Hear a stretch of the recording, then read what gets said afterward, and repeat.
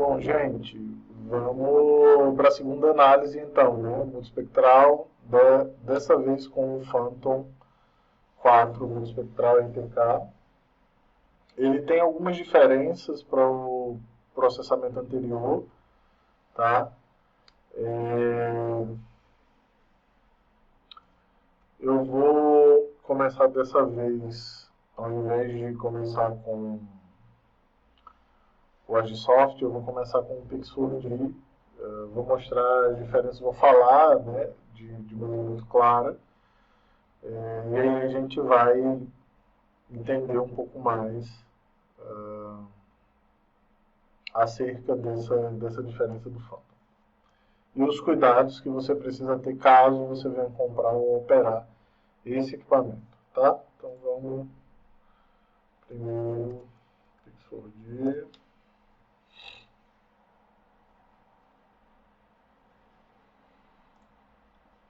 Vamos trazer o projeto dele, né?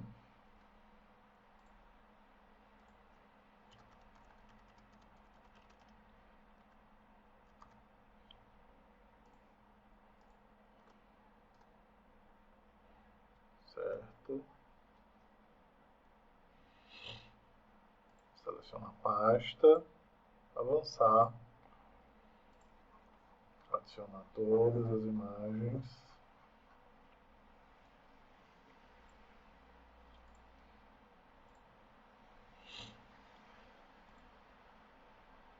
Fazer a leitura.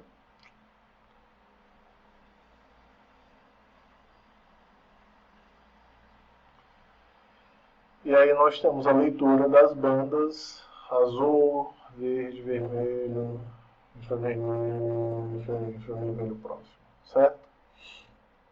Bom, aqui na passagem para cá a gente sabe que o datum, né, o sistema de coordenadas, e para finalizar essa primeira parte, qual dos processamentos nós vamos fazer. E vamos escolher o processamento em 3D. Vamos gerar mapas, informações, topografia, DSM, etc. Aqui nesse caso, nesse mapeamento. Vejam só, existe uma diferença, já tem uma diferença visível entre as imagens que o Phantom gera e as imagens que as outras câmeras geram, que é a seguinte. Não tem painel de calibração aqui, né? Vocês estão vendo que aqueles painéis que nós utilizamos da outra vez não estão aqui. Então, não existem painéis de calibração no caso do Phantom. Bom, ele não tem os painéis de calibração por um motivo simples, tá? Aqui na parte de cima do equipamento, ele recebe já informações e já gera, já faz a geração de imagens com essa calibração de reflectância. Então, esse tipo de dado que é obtido pelo Phantom, não precisa passar por painéis de calibração, porque ele está fazendo a correção, segundo a DJI, né? Está fazendo a correção em tempo real. Beleza? Então não vamos ter, não sei se vocês sabiam, mas não vamos ter um painel de calibração. Beleza? Bom, e aí na sequência, muitas vezes quando você vai tentar processar multispectral,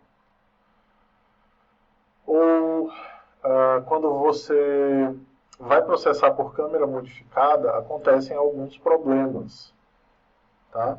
Não é normal, não é para acontecer, mas acontecem alguns problemas algumas vezes. Beleza? Então vamos gerar por mapa 3D, ok. Vamos para a primeira parte do processamento, que é essa daqui. Eu vou customizar para leitura de meia imagem, né, como se a gente estivesse processando em média aqui, lá no Agisoft. E aí vou dar OK e começar a processar esse primeiro passo, esse passo inicial. Tá bom? E assim que terminar, a gente vai para os próximos passos e vamos conversando um pouco sobre, depois vamos para o Metashape. Bom, gente, acabou essa primeira parte aqui, então, tá? Temos a parte do relatório, né? Ele vai sendo composto ao longo do processamento. Temos informações sobre um preview do raster e os seguintes, né? Das bandas específicas. E aí nós temos uma visualização dos dados que foram gerados, beleza? Então, o segundo passo, e aí eu vou fazer segundo e terceiro separados, o segundo passo é aumentar a nuvem de pontos, claro, para obter um raster um pouco melhor, etc. E, como vocês podem ver, o Pixwordy, isso vocês já devem saber, né? Mas o Pixwordy, ele já faz o filtro dos dados que estão acima e abaixo, que podem ter sido espacializados acima e abaixo dessa nuvem de pontos esparsas aqui. Nuvem de pontos esparsa, na verdade. Tá? Então, o segundo passo é aumentar a nuvem de pontos. Ela vai ser exportada em LAS, aqui, LAZ, LAS. E vai ser gerada uma estrutura tridimensional básica, uma mesh, tá? Na sequência desse adensamento desse processamento. Então, esse é o segundo passo. Vamos dar Start, no final a gente volta para ir para o terceiro passo e concluir essa primeira parte aqui no Pixwordy e aí vamos para o Metashape, tá? Vamos lá. Pronto, galera. Então, processou a segunda parte, que é a criação de nuvem de pontos densa, né? O que aqui no Pixwordy é chamado de point cloud, e a mesh desses dados. Normalmente a mesh é muito mais utilizada para algumas operações tridimensionais, tá?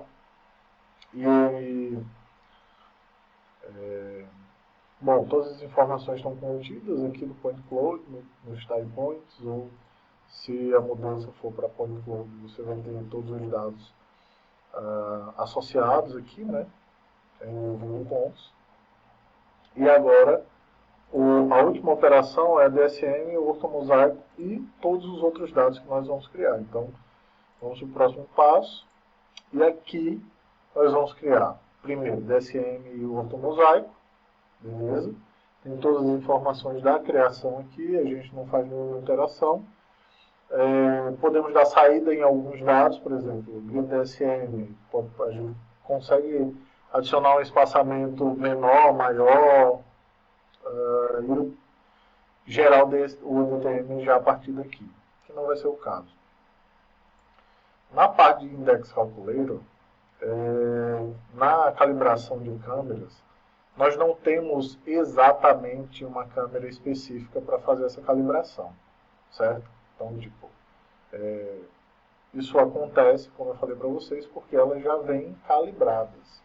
A gente não faz, já vem com essa correção já na própria aquisição, beleza? Então não tem problema delas estarem assinadas, tanto que aqui a gente não consegue buscar nenhum tipo de informação para ser adicionado aqui, certo? Como vocês viram.